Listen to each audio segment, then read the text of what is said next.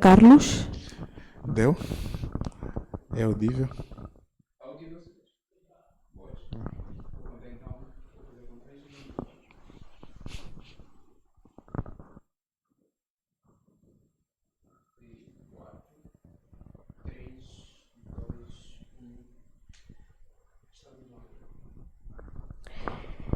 Muito boa tarde, sejam todos bem-vindos a este especial Conexão. Já estamos no ar para podermos lhe fazer companhia nas últimas horas da tarde. Vamos bem juntos até a hora 16. Aí nós esperamos que vós aí do outro lado estejam todos em ótimas condições. Na verdade, o calendário marca hoje, dia 1 de maio, um dia comemorativo a nível internacional. Mas antes eu queria aqui felicitar aos aniversariantes do dia, não é? Um feliz aniversário a todos e que possam, assim, completar, não é? Ou ainda avançar com os seus desejos. Também queremos aqui continuar a agradecer aos nossos patrocinadores, é claro que é um gesto que jamais vamos nos cansar de agradecer. Temos a Menezes Mídia, a Jus Bié, a Farmácia MM e também um Toda a Graça. O nosso muito, mas muito obrigada por este gesto, que continue com este coração. E desta forma, nós agradecemos imenso. Vamos aqui continuar ainda a falar sobre o 1º de maio, que, como já disse anteriormente, é um dia comemorativo a nível internacional. Esta data foi escolhida no primeiro dia, não é, 1º dia de maio, como homenagem às lutas sindicais de Chicago, em 1º de maio, isto no ano de 1891, uma manifestação do norte de França foi dispersada pela polícia, resultando na morte de 10 manifestantes na altura. E este novo drama serviu para reforçar o significado da data como um dia de luta dos trabalhadores. E ainda alusivo também a este mesmo dia, 1º de maio, eu trouxe não só uma frase, mas frases, não é? Para felicitar a todos os trabalhadores. Um dia que leva-nos com certeza a refletir sobre os nossos sonhos, as nossas aspirações e sobre os nossos propósitos de vida, que a felicidade seja o principal motivador das suas conquistas e desejos. Parabéns para todos os colaboradores que atuam neste campo. Parabéns, trabalhador, que você sempre encontre condições dignas para continuar exercendo as suas tarefas e superar os desafios diários. Feliz Dia do Trabalhador para quem exerce suas profissões com amor, respeito e muita garra no peito. E hoje, claro que a nossa conversa leva-nos a refletir neste lado. Hoje também que é comemorado o Dia do Trabalhador, e vamos aqui hoje refletir sobre a nova lei do trabalho. E tenho perto de mim um inspetor que é de nome Antônio Caquarta, ele que vai falar-nos, não é, dos benefícios não só desta nova lei, que já entrou em vigor, isto é no dia 26 do mês de março do ano em curso. Eu vou aqui já passar a palavra ao meu convidado. Muito boa tarde, senhor inspetor. Muito obrigado por nos brindar aqui com a tua presença. Boa tarde, obrigado pela oportunidade que a TV Catea nos dá. Também agradecer a ti que estás conectado a esta hora e que ficou interessado com aquilo que nós estaremos a abordar. Estaremos juntos nos próximos minutos para poder compartilhar contigo aquelas que são as informações que achamos úteis e necessárias no âmbito da nova Lei Geral do Trabalho. Aproveitar também a oportunidade para felicitar todos os trabalhadores a nível do mundo, de forma especial os da República de Angola, mas ainda reduziria mais desejar esta maneira especial a todos os trabalhadores residentes na província do Bié, aqueles que de forma incansável, diariamente, levantam-se a qualquer hora do dia para cumprirem com os seus compromissos, para dizer que todo o trabalhador é essencial, assim como em uma equipe todos são essenciais, desde o apanha-bola, o roupeiro e tudo mais. Todos os trabalhadores são essenciais e a todos eles vai um grande abraço. Muito obrigada. Palavras benditas aqui do meu convidado. E já agora desejo-lhe um feliz Dia do Trabalhador. Obrigado, igualmente assim. Obrigada. Vamos aqui refletir sobre a nova lei do trabalho, não é? E antes aqui queremos entender se há uma nova e porque houve uma antiga. Mas será que houve mesmo necessidade? Vamos aqui buscar perceber, houve mesmo necessidade de revogar, isto é, a Lei 7/15? Mais uma vez, obrigado. Acredito eu que o legislador entendeu que havia e era momento de revogar a Lei 7/15, porque na Lei 7/15 entendiam os sindicalistas e também alguns expertos na matéria de direito do trabalho, de que a Lei 7/15 era uma lei que se desajustava ao contexto econômico e social que o país estava a viver.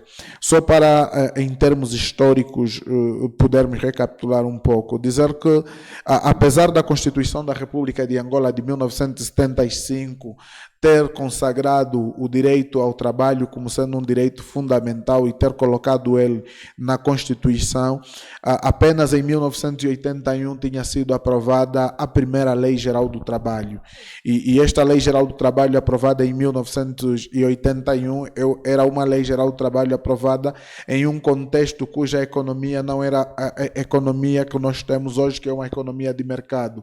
Nós vivíamos num período de economia centralizada e as leis laborais naquela altura também eram feitas com base a este procedimento. Daí que, com a alteração da Constituição da República em 1992, o que nos retira do sistema comunista para o sistema democrático, ainda assim vivemos um período de quase 8 anos que nos levou à aprovação de uma outra Lei Geral do Trabalho em 2000, que é a Lei 2/2000, de 11 de fevereiro, que também esta lei foi revogada em 2015. Em 2015, quando foi aprovada a Lei Geral do Trabalho, dois assuntos fundamentais, os sindicatos se debatiam com eles e que entendiam que eram assuntos que eram prejudiciais aos trabalhadores.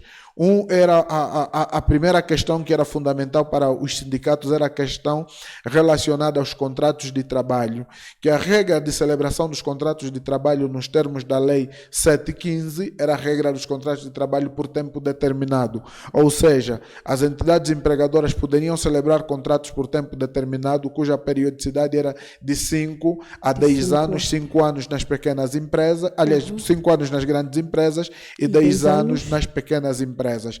Os sindicalistas entendiam que isto violava gravemente o princípio da estabilidade do emprego. O princípio da estabilidade do emprego, por quê? Porque alguém que é contratado por tempo determinado lhe coloca em uma situação de precariedade, coloca-lhe também em uma situação de um futuro incerto, porque ele tem em mente de que a entidade empregadora o contratou apenas para 1 ano, para 2 anos, para 3 anos, e que a qualquer momento o seu contrato de trabalho ia cessar, ia terminar, e por conta desta cessação do contrato de trabalho ele ficava com um futuro incerto, sem saber como seguir a sua vida em diante. Então os sindicatos entenderam que não, e porque grande parte da doutrina do direito do trabalho consagra a regra da celebração dos contratos de trabalho por tempo indeterminado, e os contratos de trabalho por tempo determinado devem apenas ser uma exceção e não a regra, os sindicalistas começaram a reivindicar em função disso, e também nós passamos por um outro momento que podemos perceber que alguns expertos, alguns advogados pegavam desta fragilidade da lei para explorar determinados trabalhadores, ou seja, celebravam um contrato de trabalho por tempo determinado de 4 anos e 6 meses, e depois de 4 anos e 6 meses despedia esse trabalhador, porque sabia que se esse trabalhador completasse 5 anos nas grandes empresas, o seu contrato deixaria de ser por tempo determinado e passaria a ser por tempo indeterminado. Mas também entendeu-se que os trabalhadores das pequenas e médias empresas, que por sinal são a maioria no nosso país, segundo os dados do INE, os dados estatísticos do INE, certo, que diz que 80 ou 90% das empresas em Angola são pequenas e médias empresas, queria isto dizer também que 90% ou 80% dos trabalhadores em Angola estariam a viver uma precariedade nas relações jurídicas jurídico-laborais de cerca de 9 anos até estabilizar o contrato de trabalho, que deixaria de ser por tempo determinado e passava a ser por tempo indeterminado. A outra questão também que era debatida pelos sindicatos era a questão das indemnizações. Ou seja, na Lei 715, nós encontramos a ideia de que as indemnizações deveriam ser feitas em função do nível de empresa. Para as grandes empresas, a indemnização ia até algum valor, para as médias empresas ia até um determinado limite, para as pequenas empresas ia até um determinado limite.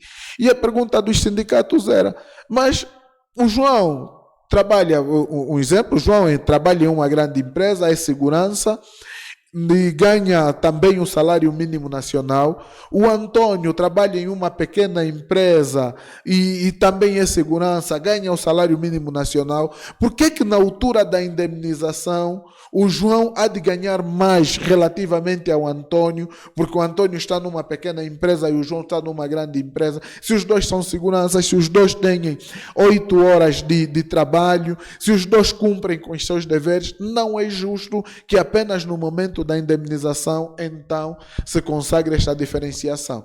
Então estes foram os dois principais handicaps sobre os quais os sindicatos se impunham, sobre os quais os sindicatos reivindicavam, daí que nos levou à aprovação da Lei 1223 de 27 de dezembro. O que implica dizer que, muito obrigada aqui, não é, pelas suas palavras. Isso tudo implica dizer que os benefícios, não é, que a Lei 7/15 concedia mais no lado do empregador em relação ao trabalhador. Pronto, nós temos estado a dizer que a Lei 715 é uma lei que foi aprovada no âmbito de procurar uma igualdade entre as partes. E procurar equilíbrio, não é? Procurar um equilíbrio, equilíbrio entre o empregador e o trabalhador. Mas quando nós vamos para a prática, e aquela que é a doutrina do direito do trabalho, diz-nos de forma clara de que jamais haverá equilíbrio entre o trabalhador e o empregador. E jamais haverá equilíbrio entre o trabalhador e o empregador. Por quê? Na aprovação da Lei 715, a ideia era que o trabalhador e o empregador são iguais. Mas são todos iguais. Chegou-se à conclusão de que não, o trabalhador e o empregador sempre uma diferença. Não são iguais. Há alguma diferença. Por quê? Os promotores da Lei 7 diziam que há alguma igualdade, porque os dois são seres humanos, os dois têm os mesmos direitos e os mesmos deveres. E porque o trabalhador vai prestar trabalho, o empregador vai receber esse trabalho, em contrapartida, o empregador vai querer que a empresa dele se desenvolva por força desse trabalhador. Certo. Nós fomos depois ver que não, nas relações de trabalho, o que existe é alguém que é detentor do poder econômico e alguém que não tem o poder econômico, mas tem a sua força, tem a sua inteligência, que quer prestar serviço a quem detém o poder econômico. E quem detém o poder econômico vai querer sempre mandar naquele que não detém o poder econômico, no caso, o trabalhador. Por quê? Independentemente de tudo, o que acontece na regra geral é que aquele que não detém o poder econômico vai sempre à procura de quem detém o poder econômico para lhe apresentar ou fazer por ele algum trabalho e, em contrapartida desse trabalho, receber algum dinheiro. E é ali onde nós estamos a ver que o dono da empresa será sempre visto como o herói. E ele vai querer que o trabalhador se sobreponha àqueles que são os desejos, os intentos dele, porque ele acha que tem o dinheiro e o trabalhador pode ir para onde quiser se ele não o quiser. Daí que a Lei Geral do Trabalho não pode ser uma lei que vem trazer igualdade entre ambos. E não pode trazer igualdade entre ambos por conta desta situação que nós já dissemos. A Lei Geral do Trabalho tem que vir dizer assim, aquela força que o trabalhador não tem, o poder econômico que o trabalhador não tem, ele é trago pelo poder legislativo, que é para lhe dar um equilíbrio, um lugar de igualdade entre ele e o empregador. O empregador tem o dinheiro sim, quer a força desse trabalhador, mas não pode fazer desse trabalhador o que bem lhe aprouver. E por conta conta disso, a lei tem que vir trazer um equilíbrio entre ambos. A lei tem que vir dizer assim, não, ele não pode lhe mandar trabalhar 10 horas dia, tem que trabalhar 8 horas por dia. A lei tem que vir dizer assim, não, ele tem o direito de fazer uma formação técnico-profissional, tem o direito de estudar, tem o direito de fazer alguma outra coisa. Tem que ser a lei a vir trazer esse equilíbrio. Por quê? Porque o dono da empresa vai dizer, não, eu tenho dinheiro, se você não quiser trabalhar comigo, vai, eu chamo outro. Ele, neste momento, se o dono da empresa quiser despedir um trabalhador, tem sempre 5, 10 candidatos querendo vir à procura deste emprego. Para ele não brincar com os trabalhadores, é necessário que tenhamos uma lei que, regra geral, ela proteja os interesses do trabalhador, para que então os interesses do empregador não se sobreponham aos interesses do trabalhador e haja uma igualdade. Que não passam dos limites, é isso. Assim mesmo. Mas esta lei abrangia também as pequenas empresas? Sim, a lei era para as pequenas, médias e grandes empresas. A lei é para todos, desde que haja algum trabalhador, a ele se aplica a Lei Geral do Trabalho, e aquilo que nós não dissemos, na verdade, aqui no princípio, é que a Lei Geral do Trabalho não se aplica nas relações estabelecidas entre a administração pública e as pessoas, e sim nas relações estabelecidas entre as empresas, quer empresas públicas ou empresas privadas, para trazer este equilíbrio necessário. Os funcionários públicos, que são aqueles que exercem a sua atividade laboral nos departamentos ministeriais, estes não são regidos pela Lei Geral do Trabalho, e sim pelo direito administrativo, e no caso em concreto, a Lei de Bases da Função Pública, que é a Lei 2622. Com certeza. Vamos agora aqui passar, não é? Refletimos um pouco sobre a nova lei do trabalhador. Mas quais são as principais mudanças que esta lei trouxe? Pronto, essa lei traz muitas mudanças. São benéficas tanto para o empregador como para o trabalhador. Como para o trabalhador. São mudanças benéficas para as partes. Entendemos aqui desde já a questão do regresso, da repristinação da lei, que é o regresso à Lei 2 na questão relacionada aos contratos. A lei vem dizer que agora a regra geral para a celebração dos contratos de trabalho é por tempo indeterminado, e só podem ser celebrados contratos de trabalho por tempo determinado naquelas questões que a lei já prevê. A lei prevê estas questões nos termos do artigo 15º, que são estas questões, são estes os únicos momentos em que a entidade empregadora deve celebrar contratos de trabalho por tempo determinado. Todos os outros contratos devem ser celebrados por tempo indeterminado. Este é o principal benefício quanto aos contratos, e vem trazer aqui a questão do princípio da estabilidade do emprego, de que a pessoa é contratada e sabe, regra geral, que estará ali naquela empresa por muito mais tempo. A lei também vem trazer um conjunto de direitos de personalidade que faltavam na nossa lei, que durante muito tempo eram necessários, estes direitos de personalidade, e que agora vêm consagrados na própria lei. Um dos direitos de personalidade que a lei vem consagrar é, desde já, o direito à reserva da intimidade pessoal. Diz este postulado legal que o empregador não pode, em momento algum, se meter na vida pessoal do trabalhador ou naquelas questões que têm que ver com a pessoalidade do trabalhador. Ou seja, o empregador não pode se implicar com o trabalhador pelo simples facto, por exemplo, do trabalhador ter 2 mulheres, ou pelo simples facto do trabalhador ter 25 filhos. O importante é que o trabalhador exerça bem a sua atividade. O empregador não pode se meter em questões que têm que ver com o lado pessoal do trabalhador, mas sim tem que se preocupar com o lado profissional do trabalhador. A outra questão dos direitos de personalidade que a lei vem consagrar, e que não era assim tão taxativamente bem feito, mas que era já violado por muita gente, é a questão da reserva dos exames médicos. Existem empregadores que, quando o trabalhador ia fazer exame médico, lhe obrigava a trazer o resultado do teste. E depois andava por aí pelos corredores. Imagine que quem recebe o resultado do teste é o homem dos recursos humanos, dá conta que o colega tem tuberculose.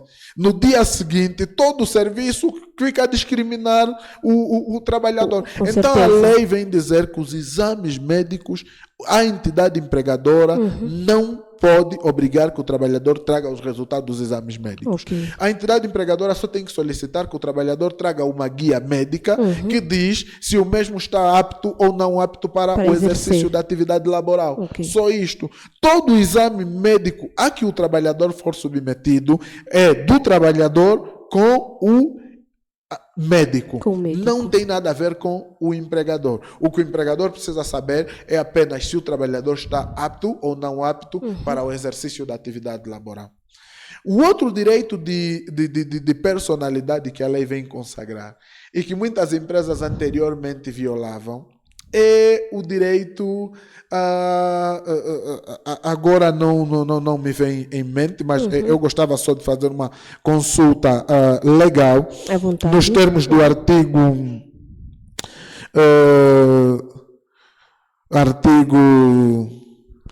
Não sei se já nos encontramos no ar, mas parece que ainda continuamos. Sim, mas vamos lá procurar este artigo que fala de forma bem clara, né, sobre esta situação, que é o direito a não vigilância, a não colocação de meios de vigilância à distância para apreciação do desempenho da vida do trabalhador, nos termos do artigo 26, meios de vigilância. Existem empresas que têm a tendência de colocar no local de serviço uma câmera cujo objetivo da câmera é ver se o trabalhador está ou não a exercer a atividade, é ver se o trabalhador está a paquerar ou não a sua colega, é ver se o trabalhador, por exemplo, em vez de trabalhar, está a beber água. Diz a lei, quando vem consagrar estes direitos de personalidade, que o empregador pode sim colocar câmeras no local de serviço, mas as câmeras não devem servir para analisar o desempenho de trabalho dos trabalhadores, e sim para analisar se existe alguma situação extra-trabalho a ocorrer ali no local de serviço.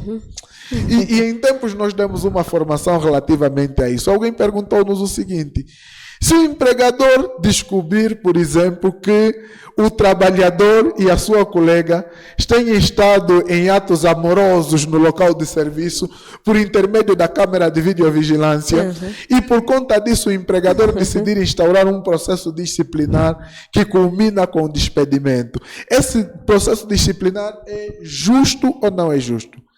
Atenção, se for para analisar a vida do trabalhador, a câmera não deve ser colocada e esse processo disciplinar é nulo.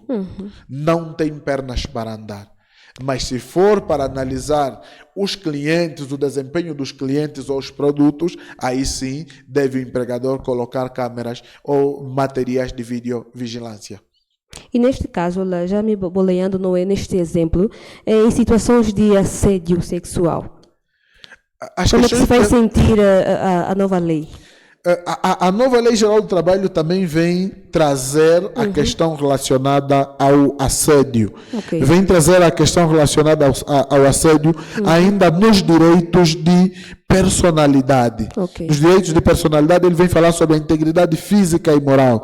O trabalhador e a entidade empregadora, incluindo as entidades que legitimam e representantes, gozam de direito à respectiva integridade física e à respectiva integridade moral, nos termos do artigo 22, mas a questão do assédio em si, vem a lei consagrar que, para além do assédio constituir justa causa de rescisão da relação jurídico-laboral, se o trabalhador, por exemplo, tiver a sofrer, a trabalhadora ou o trabalhador tiver a sofrer um assédio por parte da entidade empregadora, ele pode solicitar a demissão e a entidade empregadora o indemnizar. Tem a obrigação de o indemnizar. Este assédio, para além de constituir justa causa de despedimento, também constitui crime.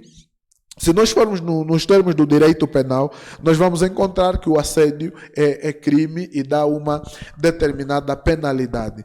Por isso é que o assédio não pode existir nem entre pessoas que ocupam algum cargo, estamos a falar a nível de hierarquia, e também não pode existir entre colegas, sob pena de quem assediar também vir a sofrer um despedimento ou um processo disciplinar que lhe culmina com o despedimento por justa causa, sem qualquer indemnização, pelo facto dele ter assediado a sua colega. Com certeza, o que implica dizer que o trabalhador, não é, terá direito de queixar-se quando sentir que os seus direitos a serem violados. Sempre que o trabalhador sentiu o seu direito a ser violado, ele tem 2 meios para reclamar. Ok. Se não encontrar acolhimento dentro da entidade empregadora, 2 até não, são 3 meios que a lei diz para que o trabalhador possa reclamar dos seus direitos. O trabalhador pode recorrer à Inspeção Geral do Trabalho por intermédio da mediação, e a Inspeção Geral do Trabalho vai fazer a mediação. Caso entenda que não pretende ir à Inspeção Geral do Trabalho, deve ir à Procuradoria-Geral da República, que por sua vez a Procuradoria-Geral da República vai fazer a conciliação, e se não encontrar algum acordo, a Procuradoria-Geral da República vai intentar uma ação junto do respectivo tribunal nos termos da Lei 224, que é o Código de Processo do Trabalho. Se também não encontrar aí algum acolhimento, ele pode recorrer à arbitragem. O que é arbitragem? A arbitragem é uma das modalidades de resolução extrajudicial de conflito, em que as partes escolhem quem lhes vai ajudar a resolver tal conflito. Vão contratar pessoas especialistas na matéria, que são os 2 árbitros, e os 2 árbitros, por sua vez, hão de escolher um, que será o árbitro mediador, para fazer então a mediação de tal conflito. Se assim também não encontrar resultado, pode tentar a respectiva ação junto do tribunal que lhe aprover. Com certeza, desta forma. Para dizer que já estamos no ar também, acreditamos que nossos internautas já devem estar ligados, não é, a manter-se ligado a este especial Conexão. Estamos aqui a falar sobre a Lei Geral do Trabalho. Para você que tiver algumas questões, não é, alguma inquietação, manifeste que tem aqui perto de mim o inspetor Antônio Caquarta, que vai poder assim ajudar naquilo que for necessário. Dizer que, senhor inspetor, não é, e concernente à nova lei, para trabalhadores que vão de férias ou ainda a licença pós-parto, as vítimas de doença, de que forma que chegam a ser beneficiados com esta nova lei? Mais uma vez, a nova lei, na verdade, ela vem trazer uma série de questões bastante interessantes. E eu gostava, se calhar, também de lançar aqui o desafio de que não terminássemos a nossa abordagem em apenas um momento, porque matérias relacionadas ao direito do trabalho faz-se em vários Com certeza. momentos. Mas se nós tivermos que falar de forma resumida a questão relacionada às férias, a nova Lei Geral do Trabalho vem consagrar agora a questão de que o trabalhador, quando vai em gozo de férias, essa é a principal novidade, já não recebe apenas o salário base como acontecia anteriormente. Ele recebe o salário base, mas os complementos sociais que a empresa já tem estado a dar. Eu vou pegar isto em palavras miúdas. Se tu estás a exercer a tua atividade e o teu salário base, por exemplo, for 20 mil, a entidade empregadora te dá subsídio de atavio de 2 mil kwanzas, subsídio de risco de 3 mil kwanzas, subsídio de alimentação 2 mil kwanzas, transporte 3 mil kwanzas, que totaliza 30 mil kwanzas. O que a Lei 7 dizia é que quando a pessoa vai de férias, a entidade empregadora só tem a obrigação de te dar o salário base, que são os 20 mil kwanzas, mas o subsídio de férias, que são os... no mínimo, né? No mínimo, porque a entidade empregadora poderia dar mais, os 50% dos 20 mil kwanzas, que são 10 mil kwanzas. Então, ao ir de férias anteriormente, tu poderias levar pelo menos só 30 mil kwanzas. A nova Lei Geral do Trabalho diz, não, se quando tu estás a trabalhar, levas 30 mil kwanzas, quando tu vais de férias, também levas 30 mil kwanzas, e ainda assim tens direito ao subsídio de férias, que é 50% do teu salário base. Em vez de levares 30 mil kwanzas, tu acabas levando 40 mil kwanzas. Esta é uma das questões. Relativamente à questão sobre a segurança, a saúde e higiene no trabalho. A anterior Lei Geral do Trabalho vinha consagrar apenas a obrigatoriedade de celebração do seguro contra acidentes de trabalho e doenças profissionais apenas nas grandes empresas. Dizia que as pequenas empresas não eram obrigadas a celebrar contratos ou seguro contra acidentes de trabalho e doenças profissionais. Mas a atual Lei Geral do Trabalho vem dizer não, nos termos do artigo 144. Todas as empresas devem celebrar o seguro contra acidentes de trabalho e doenças profissionais. Por quê? Porque o acidente que acontece na pequena empresa é o mesmo mesmo que acontece nas grandes Nas empresas. grandes empresas. A lesão que o trabalhador de uma pequena empresa pode ter é a mesma lesão que o trabalhador de uma grande empresa pode ter. Se a entidade empregadora, alguém apanha uma doença profissional ou tem um acidente de trabalho, Certo. não consegue pagar o seguro contra acidente de trabalho, e como é que ela vai conseguir pagar um trabalhador que está em casa, não está a exercer a atividade, não está a produzir, se ela não tem condições de pagar um seguro contra acidentes de trabalho e doenças profissionais? Agora a lei vem dizer que na existência de algum acidente de trabalho, alguma doença profissional, deve a entidade empregadora remeter esse trabalhador sinistrado à seguradora, e é a seguradora que vai se responsabilizar deste trabalhador. Nessas situações também dá uma margem da entidade empregadora, enquanto o trabalhador estiver a ser curado daquele incidente, daquele acidente, contratar uma outra pessoa por tempo determinado. E tão logo o trabalhador se recuperar, então ele vai e realiza a sua atividade de forma normal. Por isso é que o seguro contra acidentes de trabalho e doenças profissionais é obrigatório. É obrigatório porque sempre que há um acidente de trabalho ou uma doença profissional, há uma redução da força de trabalho. Quando há uma redução da força de trabalho, há uma redução da produção. Certo. Quando há uma redução na produção da empresa, há diminuição do lucro. Quando há diminuição do lucro, também corremos o risco de não receber salários. Para não ficarmos sem receber salários, então vamos salvaguardar. Que é certo. Celebrar o contrato contra acidentes de trabalho e doenças profissionais. Em caso de existência de um acidente de trabalho, a entidade empregadora já não tem por que gastar muito dinheiro a ter que pagar os hospitais, a ter que pagar a consulta, as viagens do trabalhador, mas sim aciona a seguradora. A seguradora, enquanto tiver a se responsabilizar com aquele trabalhador, preocupada com o trabalhador, a empresa vai continuar preocupada a fazer o lucro, que é a sua principal missão. Com certeza. Eu vou aqui tentar dar uma olhada à nossa página, para vermos os nossos internautas que devem estar ligados a esta especial conexão. Estamos aqui a falar sobre a nova Lei Geral do Trabalhador. Para você que tem uma questão, pode muito bem aqui manifestar e dizer-nos também a partir de que banda deve estar a acompanhar esta especial conexão. Agradecemos desde já a todos os que têm partilhado, deixado o seu like. Vamos aqui continuar com a nossa conversa, senhor inspetor. Quanto a esta nova lei, também ela chega a ser benéfica aos trabalhadores domésticos?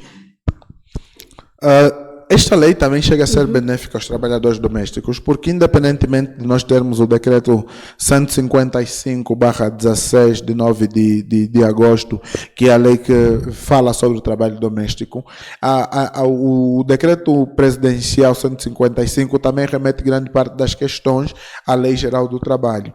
E se remete grande parte das questões à Lei Geral do Trabalho, apesar do contrato doméstico ser um contrato especial, também ele encontra o seu acolhimento na Lei Geral do Trabalho e vem trazer os mesmos benefícios que traz aos trabalhadores no sentido geral e lhes é submetido à Lei Geral do Trabalho.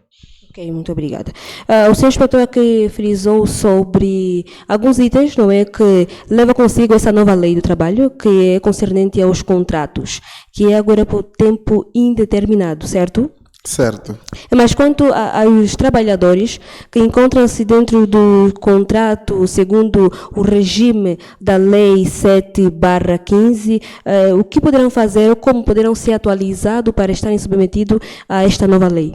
Pronto, a resposta a essa questão nós encontramos nos termos do artigo 319. Certo. Ele vem dizer que os contratos por tempo determinado celebrados à luz da Lei 7/15 de 15 de junho vigoram ao abrigo da respectiva lei até a data prevista para a sua caducidade.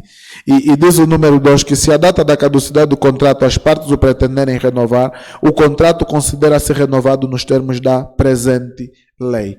Ou seja, todos aqueles trabalhadores que têm contrato de trabalho por tempo determinado e que os mesmos contratos foram celebrados com base na Lei 7, estes contratos vigoram até o dia em que eles foram celebrados para o efeito. Se foi celebrado, por exemplo, um contrato cujo período de validade é de 3 anos, eles vão reinar até os próximos 3 anos. Só que quando terminar esse período, se a entidade empregadora quiser renovar o mesmo contrato, já não é renovado com base na Lei 7, e sim renovado com base na atual Lei Geral do Trabalho. O que implica dizer que vai ter que se aguardar que termine esse contrato para depois entrar no novo regime. No novo regime, certo. Ok.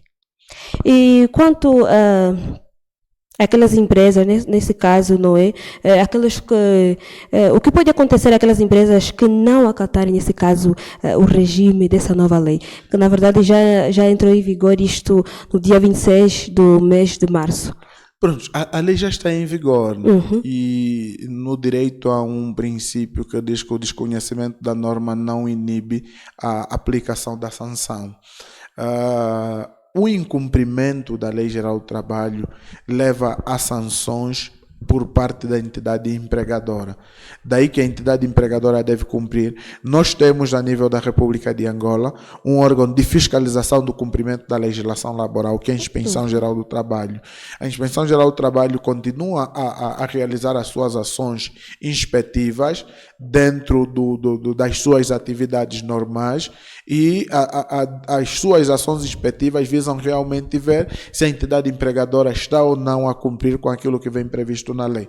Se não tiver a cumprir com aquilo que está previsto na lei, na devida altura, ele é sancionado através da ação coerciva da Inspeção Geral do Trabalho. Porque nos termos do Decreto Presidencial 8022, creio eu, de 18 de abril, que é o Estatuto do Inspetor do Trabalho, ele exerce a sua ação fiscalizadora e tem dentro da sua ação fiscalizadora ação pedagógica e ação coerciva. Nessa altura, por estar em um momento em que a lei é nova, precisa se sensibilizar as partes, a Inspeção Geral do Trabalho vai trabalhar num princípio de uma ação pedagógica, instruir as pessoas que estão envolvidas na legislação laboral para que elas possam cumprir. E se não cumprirem dentro dos seus deveres, a Inspeção Geral do Trabalho vai partir para a ação coerciva, que é a aplicação das respectivas multas, ou então levar mesmo ao encerramento de determinadas empresas que insistem em não cumprir com aquilo que a lei vem dizer. Com certeza. Olha, nós estamos aqui já bem próximo da nossa reta final da nossa conversa, mas não queremos aqui terminar sem antes passarmos a uma questão concernente a esta nova lei. Será que trouxe uma alternância concernente ao salário base, esta nova lei?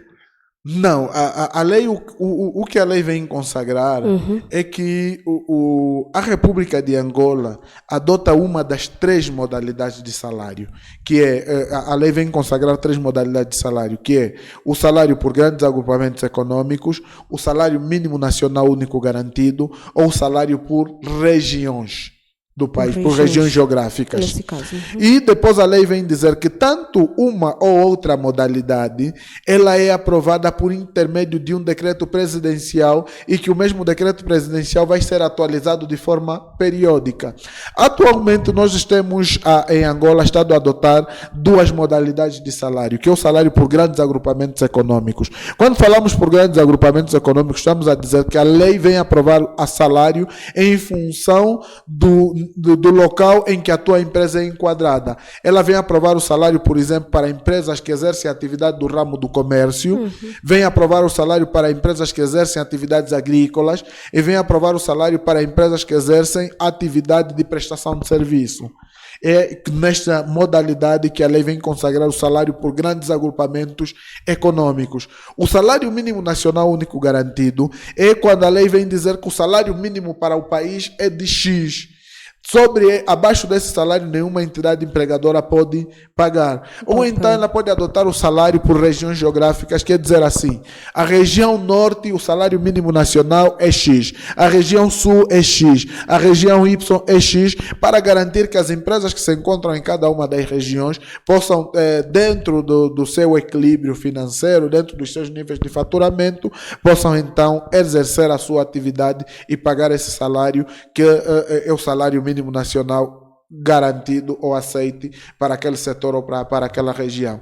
Daí que nesta altura nós, para um salário mínimo nacional, estamos agora a depender de um decreto presidencial que virá estipular. Para dizer também que esse salário mínimo nacional não é aprovado pelo Presidente da República de per si. O Presidente da República, por intermédio do órgão de concertação social e econômico, reúne, ouve o parecer dos sindicatos, o parecer das entidades empregadoras, das associações de entidades empregadoras, ouve o parecer do Ministério da Administração Pública, Trabalho e Segurança Social, e em função disso é que é ordenado o salário mínimo nacional. Tanto faz para as empresas estatais como privadas. Assim mesmo. Bem, eu vou aqui dar uma olhada na nossa página. Tem o Augusto Eurico, que me parece deixar uma questão. Ele pergunta o seguinte: posso vender minhas férias caso eu queira? Augusto Eurico. Nos termos da Lei Geral do Trabalho, as férias são irrenunciáveis. Primeiro, o trabalhador não pode renunciar às férias, não pode dizer assim, de sua livre, espontânea vontade, dizer que eu não quero gozar férias, e não é. As férias são inegociáveis, quer dizer que ninguém pode negociar as suas férias, é proibido, não se pode fazer isso, e quem o fazer incorre a uma sanção. As férias também não podem ser trocadas por qualquer uma outra situação que seja. Constitui violação do direito a férias. Devemos obrigatoriamente cumprir, ou a entidade empregadora tem a obrigação de ceder férias aos seus trabalhadores sem qualquer uma outra reclamação ou reivindicação. E o artigo 214 vem dizer que sempre que o empregador impeça, fora do âmbito legal ou contratual, o gozo de férias, nos termos estabelecidos nos artigos anteriores, o trabalhador é indemnizado. E ele é indemnizado com o dobro do salário.